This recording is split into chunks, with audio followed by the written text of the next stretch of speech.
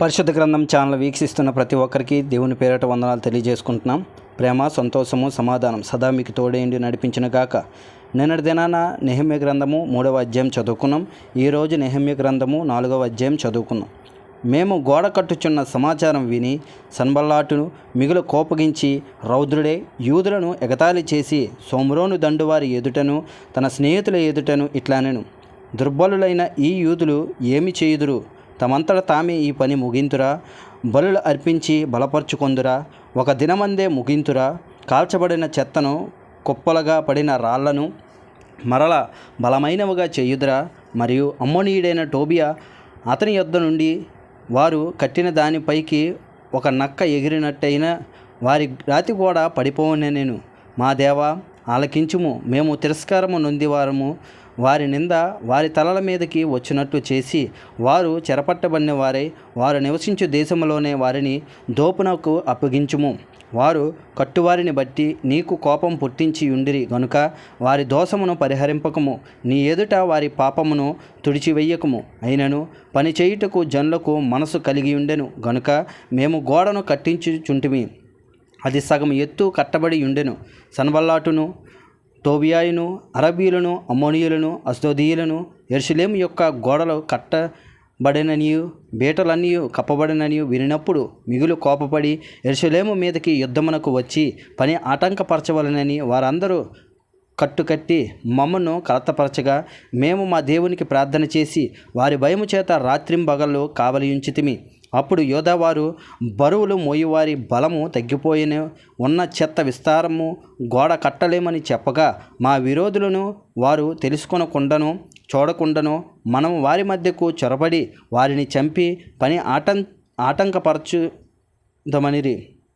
మా శత్రువుల యొద్ద నివాసులై ఉన్న యూదులు వచ్చి నలుదిక్కుల నుండి మీరు మా సహాయమునకు రావాలనని మాటిమాటికి మాతో చెప్పగా అందునిమిత్తము గోడ వెనుకనున్న దిగువ స్థలంలోను పైనున్న స్థలంలోను జనులను వారి వారి కుటుంబముల ప్రకారముగా వారి కత్తులతోనూ వారి ఈటెలతోనూ వారి విండ్లతోనూ నిలిపితిమి.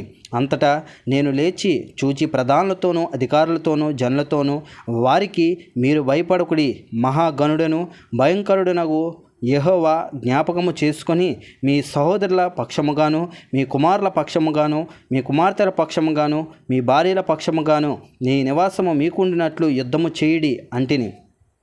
వారి యోచన మాకు తెలియబడిననియు దేవుడు దానిని వ్యర్థము చేసిననియు మా శత్రువుల సమాచారం వినగా మాలో ప్రతి వాడును తన పనికి గోడ దగ్గరికి వచ్చెను. అయితే అప్పటి నుండి నా పనివారిలో సగం మంది పనిచేయుచూ వచ్చిరి, సగం మంది ఈటలను, బల్లెములను, విండ్లను, కవచములను ధరించిన వారై వచ్చిరి. అధికారులు యూదులలో ఆయా ఇంటివారి వెనుక నిలిచిరి.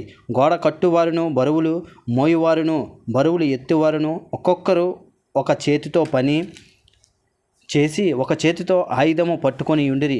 మరియు కట్టువారిలో ఒక్కొక్కడు తన కత్తిని నడుమునకు బిగించుకొని గోడ కట్టుచూ వచ్చెను. బాకా ఊదివాడు నా యొద్ద నిలిచెను. అప్పుడు నేను ప్రధానులతోనూ అధికారులతోనూ మిగిలిన వారితోనూ ఇట్లాంటిని, పని మిక్కిలి గొప్పది.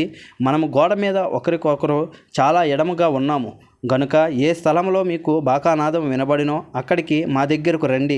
మన దేవుడు మన పక్షంగా యుద్ధము చేయును. ఆ ప్రకారం మేము పనియందు ప్రయాసపడితిమి. సగం మంది ఉదయము మొదలుకొని నక్షత్రములు అగుపడి వరకు ఈటెలు పట్టుకొనిరి. మరియు ఆ కాలమందు నేను జనులతో ప్రతి వాడు తన పనివానితో కూడా యెరూషలేములో బస చేయవలెనని, అప్పుడు వారు రాత్రి మాకు కాపుగా నుందురు, పగలు పనిచేయుదురని చెప్పితిని. ఇలాగన నేను కానీ, నా బంధువులు కానీ, నా పనివారు కానీ, నా వెంబడి ఉన్న పరవారు కానీ ఉదికుటకుడు తప్ప మరి దేనికిని మా వస్త్రములు తీసివేయలేదు. ఇంతటితో నెహెమ్యా గ్రంథము 4వ అధ్యాయం పూర్తయింది. రేపటి దినాన్న నెహెమ్యా గ్రంథము 5వ అధ్యాయం చదువుకుందాం. ప్రేమ, సంతోషము, సమాధానం సదా మీకు తోడేండి నడిపించునుగాక. ఆమెన్.